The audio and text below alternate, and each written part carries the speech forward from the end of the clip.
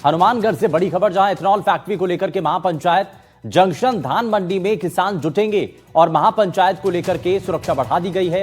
प्रशासन ने धारा 163 लागू करने का फैसला किया है। एहतियातन 1400 पुलिसकर्मियों की तैनाती है और 20,000 लोगों के आने का दावा भी किया जा रहा है। तो ट्रैक्टरों की एंट्री पर बैन है और महापंचायत को देखते हुए धारा 163 लागू कर दी गई है। आपको बता दें कि इथेनॉल फैक्ट्री विवाद का जो मामला है वो लगातार गर्माता हुआ नजर आ रहा है। कई दौर की वार्ता हुई लेकिन उस पर सहमति नहीं बन पाई, लेकिन संभाग के सभी जिलों की जो सुरक्षा है वो फिलहाल बढ़ा दी गई है। इथेनॉल फैक्ट्री को लेकर के महापंचायत जो कि होनी है और महापंचायत में शामिल होने के लिए लगातार लोग पहुंच रहे हैं और जंक्शन धान मंडी में किसानों की महापंचायत होनी है और इसको लेकर के फिलहाल सुरक्षा भी बढ़ा दी गई है। तस्वीरें लगातार आपको दिखा रहे हैं। सुरक्षा का एक कड़ा घेरा है, मजबूत घेरा है, जिसके तहत जो ये महापंचायत होनी है उसकी सुरक्षा कड़ी कर दी गई है। मनीष हमारे सहयोगी जुड़ गए हैं ज्यादा जानकारी के साथ। मनीष, जरा बताइए अभी क्या स्थिति नजर आ रही है? लोग वहां पर पहुंच रहे हैं इस महापंचायत के लिए, सुरक्षा के कड़े इंतजाम है और क्या वहां पर अभी तस्वीरें दिखाई दे रही हैं? विरोध प्रदर्शन जो है आज जिस तरह से किसानों ने एक बड़ी महापंचायत का ऐलान किया था, इसके अंदर भारी वोट की हुई है। मंच पे अभी जो सकरिया के विधायक अभिमन्यु है वो संबोधित कर रहे हैं लोगों को और उनके साफ तौर पर कहना है कि जो किसान फैक्ट्री है उनका जब तक नहीं होगा तब तक किसान अलग तरीके से वही के चक्कर पे जिस तरह से। मनीष, जरा तस्वीरें भी दिखाइए, वहां पर दिखाइए कि कितने लोग वहां पर आ चुके हैं। जरा वो तस्वीर एक बार दिखाइए और हो सके तो वहां पर आए हुए लोगों से बात कीजिए। ये देखिए भारी संख्या में भीड़ यहाँ पे नजर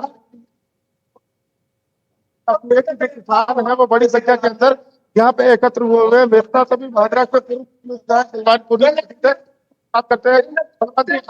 आप बताएं किस तरह से देखते हैं इस पूरी बात को? आप बहुत ही मजबूती के साथ किसान लड़ इथेनॉल का प्लांट लग रहा है क्रिकेटा टीपी में, उसको मुकदमे वापस लेने की मांग। बहुत मजबूती के साथ किसान जो आह्वान हमने करा था अखिल भारतीय किसान और तमाम। अच्छा मनीष, एक सवाल कीजिए कि सरकार को भी इस मामले को लेकर के गंभीरता समझ में आ रही है, लेकिन अभी कोई भरोसा दिया जा रहा है? वहां से कोई आश्वासन मिला है या प्रशासन की तरफ से कोई भरोसा? बिल्कुल, एडीएम उमेदी लाल मीणा ने अभी बताया है कि किसानों को बैलनी के अंदर जाकर औपचारिक रूप से वार्ता के लिए आमंत्रित किया गया है, लेकिन किसानों ने कहा है वार्ता जैसा भी होता है प्रशासन को सूचित किया जाएगा। मनीष, आप बताते रहिए और साथ ही तस्वीरें भी दिखाइए, मंच की भी तस्वीरें दिखाते रहिए और जरा वहां जो पंडाल है वहां पर किसान आए उनकी भी तस्वीरें दिखाइए। जी बिल्कुल, किसान जो है जो प्रशासन ने जो जो प्रशासन है जो आपसी सहमति के बाद में जो बात जो बिंदु क्लियर होने के बाद में ये लोग जो जाएंगे और इसी वार्ता के यहाँ जो पास में जो वार्ता के अंदर बात करनी है मुख्य तौर पर जिस तरह से किसानों ने मांग रखी है वो फैक्ट्री के विरोध और इसके अलावा जो मुकदमे जो किसानों पर प्रदत्त किए गए उन मुकदमों को।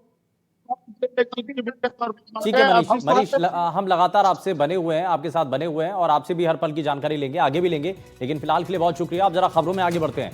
अजमेर ग्रामीणों का जो कलेक्ट्रेट पर जोरदार प्रदर्शन है वो शुरू हो चुका है और चौरासी आवास गांव की बसावट को आवासीय योजना से बाहर रखने की मांग की जा रही है। प्रदर्शन में भारी संख्या में महिलाएं और बुजुर्ग भी शामिल हैं। हाथों में बैनर पोस्टर लेकर के प्रशासन के खिलाफ नारेबाजी कर रहे हैं। योजना में शामिल कर बेदखली का उनको डर दिखाया जा रहा है, ये प्रदर्शनकारी आरोप लगा रहे हैं। वो कह रहे हैं कि बिना गूगल सर्वे के गांव की सघन आबादी को योजना में शामिल करने को लेकर के नाराजगी है। प्रशासन की पहल से मकान और आजीविका पर संकट की आशंका बनी हुई है। वहीं ग्रामीणों ने कलेक्टर को ज्ञापन सौंपा है और गांव को योजना के दायरे में से बाहर रखने की मांग है और मांगे नहीं मानने पर आंदोलन की चेतावनी भी दी गई। गांव 1000 से 2000 साल पुराना गांव है और वहां पर ग्रामीण प्रवेश के लोग अपना निवास करते हैं, वहां पर खेतीबाड़ी करके और अपने परिवार की जीवन याचिका चलाते हैं। अब आज स्थिति ये आ गई कि हम जहां पर गाय भैंस बकरियां रखते हैं वो हम रख नहीं पा रहे हैं। कभी कांची हाउस वाला ले जा रहे हैं, कभी कौन ले जा रहा है। और इन लोगों ने क्या है कि जब पृथ्वीराज नगर योजना 2005 के अंदर आवाप्त हुई थी तब से लेके आज तक इन लोगों ने केवल प्लानिंग करके और उस स्कीम को जो है आबादी के जो खसरे हैं उनके ऊपर तोड़ने का इनकी प्लानिंग की जा रही है। ये कतई बर्दाश्त नहीं है। सैकड़ों की तादाद में सारे ग्रामीण कलेक्टर साहब को ज्ञापन देना है और उन्होंने हमें आश्वासन दिया है कि हम देखते हैं। और जालौर से बड़ी खबर, जहां मुख्यमंत्री के दौरे को लेकर बड़ी खबर मिल रही है और विरोध की आशंका के चलते शिवसेना यूबीटी जिला अध्यक्ष रूपराज पुरोहित नजरबंद कर दिए गए। रूपराज पुरोहित ने एक वीडियो जारी कर आरोप लगाया था और आहोर में सामने आए 100 करोड़ रुपए के कथित जमीन घोटाले को लेकर कुछ संगठनों द्वारा मुख्यमंत्री से मिलकर उन्हें स्थिति से अवगत कराने की योजना थी और इसी के चलते उन्हें नजरबंद किया गया। रूपराज पुरोहित का आरोप है कि उनके घर के बाहर पुलिस का पहरा बिठा दिया गया और उन्हें जालौर स्थित आवास में नजरबंद रखा गया, जिससे वो कहीं आ जा नहीं सकते हैं। वहीं इस मामले में जब शहर कोतवाल रामेश्वर भाटी से जानकारी ली गई तो उन्होंने इस पूरे मामले पर यह बताया कि उनको इसके बारे में कोई जानकारी नहीं है। वहीं राजनीतिक हलकों में चर्चाएं तेज हो चुकी हैं, प्रशासन की भूमिका पर भी अब सवाल उठ रहे हैं। लेकिन मसला यह कि आखिर शिवसेना नेता को नजरबंद आखिर क्यों कर दिया गया, ये यहां पर सवाल है। तो रूपराज पुरोहित को फिलहाल नजरबंद कर दिया गया है। सीएम के दौरे को लेकर के बड़ी खबर है और यहां एक वीडियो जारी किया गया था रूपराज की तरफ से और उसके बाद से दरअसल इसमें जमीन घोटाले में सीएम से मुलाकात की मांग थी और इसी के चलते उन्हें फिलहाल नजरबंद किया गया है। वहीं जैसलमेर में कांग्रेस के कार्यकर्ताओं ने हनुमान सर्किल पर विरोध प्रदर्शन किया है और यह विरोध ईडी की कार्रवाई के खिलाफ था। इसमें खास बात यह रही है कि इस प्रदर्शन में सभी गुटों के नेता एक साथ दिखे और यह कहा जा रहा है कि लंबे समय बाद जो है पार्टी के ज्यादातर नेता एक साथ मंच पर दिखाई दिए हैं। कांग्रेस ने आज विरोध प्रदर्शन किया।